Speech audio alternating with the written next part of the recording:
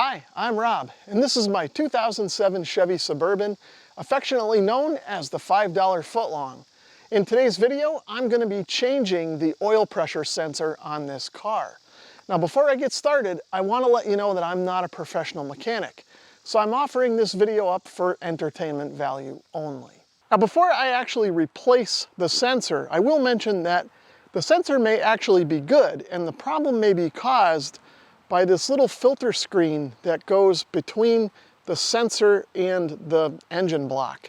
Sometimes these can get clogged with sludge, especially on higher mileage cars like this one. Now in this particular case, since I've got to pull the sensor out to at least access the screen and see it, I'm going to replace it while I'm there anyway. The first thing I'll do is pull this cover off that's over the top of the engine.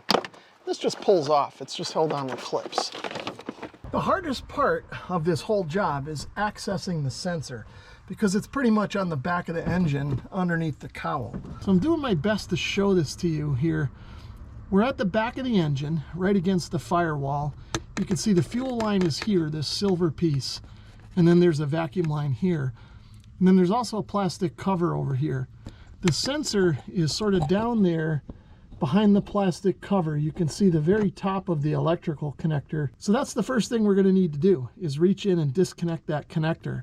I should be able to get my hand in behind this plastic cover and grab that and pull it straight out. The pigtail on this connector isn't quite long enough for me to give you a real good view of it, but you can see it right here. There is just a single latch on the side of it that I needed to pry up, and then I pulled straight up on the connector and it popped off the sensor. Okay, so I'm going to attempt to fish the socket down here behind this shield and get it on top of the sensor. Now I know you can't see this, but the socket is a bit of a tight fit onto the sensor body.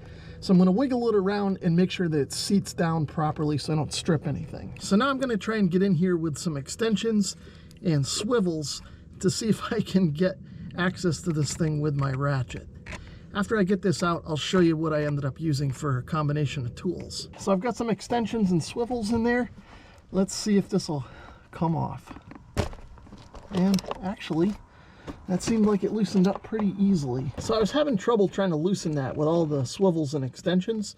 So what I've done is removed all those, and I'm going to bring in my hand ratchet, just drop that on top of the socket and spin it off that way. It is loose enough for me to get at. I just can't get enough leverage with my fingers with the bare socket. So let's see if this works. I think I got it. Yep, there it is. Now that the sensor is out, I need to reach in and try and remove the little filter. Now, as you know, there's not a lot of room to work in there. I might try sticking this bolt in and seeing if I can extract it that way. This particular bolt, as you can see on the new screen, kind of fits in there but doesn't like slip in. I should be able to kind of thread it into the old one and then just pull out and it should come out. So I've got my bolt and I want to try and reach in here and find the screen. I've threaded the bolt into the screen just a little bit. Okay, I think I got it. And there it is. As I expected, that screen is pretty plugged up with sludge. Not surprising, given that this car has about 200,000 miles on it at this point, and a questionable pedigree before I owned it. Now, I'm fairly certain the problem is just the screen and the sensor is good, but I'm going to replace the sensor anyway since we're going through all this trouble. Before we put the new sensor and filter in, I'll show you all the tools and parts that I've used up to this point. Now, you already saw the socket, and this is what I used to drop down on the back of the sensor. And then on the end of the socket, I attached one universal swivel, and then a short extension and a long extension, and then of course my ratchet. And with this arrangement, I was able to crack the sensor loose. But once it was loose, I had a hard time working the sensor out of the threads. So that's when I brought in my little finger ratchet that I was able to drop on the end of the socket directly like that. And I was able to use this with the ratcheting action to remove the sensor from the threads the rest of the way. To get the filter out, I was originally going to try and use these hook tools, but I really didn't have enough room to kind of work with these and get in there and try and grab it and pull it straight out. So what I ended up doing was finding an old bolt from my scrap drawer that just barely fit in the end of the screen.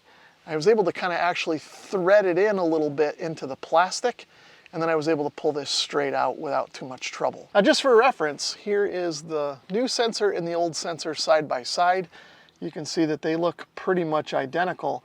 Actually, the new sensor looks like it might have a slightly better type of washer on the end of it than the old one did. But either way, it should drop in as an exact fit replacement. Now, one of the nice things about this standard brand sensor that I got from O'Reilly is that right here it says it was made in the USA. That was kind of a nice little surprise. I always try to buy USA made parts when I can. Another nice thing about the standard sensor is that it came with the screen. I didn't have to buy that separately. And then speaking of the screen, if we look at them side by side, you can see how plugged up the old one really is. So I'm going to start with the reinstallation of the new parts. I'm actually going to grab my bolt and I'm going to thread it onto the end of my new filter just to make it a little easier to drop this in. So now I'm going to grab the screen and try and drop this back in. Now that that's in, I'm going to try and put some tension on it and spin my little bolt off. Now I'm going to try and reinstall the sensor. I'm going to reach in there and thread it in by hand. And I'm going to be very careful that I don't cross thread anything. I've got that as tight as I can with my bare fingers. Now I'll bring in the socket with my little finger ratchet on there and keep working it in with that. That's as far as I can go with the finger ratchet. So I'm going to bring in the extension and the swivel and get it tightened up from there. At this point, I've got everything tightened up about as good as I'm going to get. So I'll get these tools out of the way now. Now I can drop the electrical connector back on. And obviously I'm doing this by feel. It's kind of a 3-pin device, so it can only go one way. So I'm just going to spin it until I feel it drop on, and then I should be able to click it into place. I didn't hear it click, but maybe you did in the camera. Either way, it's seated on there now. So now I'll just double check, make sure that all my tools are out of the way. Actually, I see a flashlight here. And then we'll start up the engine and see what we get. I'll let this run for a minute, and I'll keep an eye, especially on the back of the engine there, and make sure nothing's leaking. So taking a look at the dash, we can see there's no warning messages now. The oil light's off, and the pressure looks pretty good right up here around 41 PSI or so. The last remaining thing to do is reinstall the engine cover, but I'm going to leave that off and take a quick ride around the block 5 or 6 miles or so, and just make sure we don't have any issues before I put that back on. If I come back from the ride and everything looks good, I'll reinstall the engine cover and call the job done. As you can see, everything looks like it's working good. Oil pressure is reading high, and I don't have any more warning lights on the dashboard.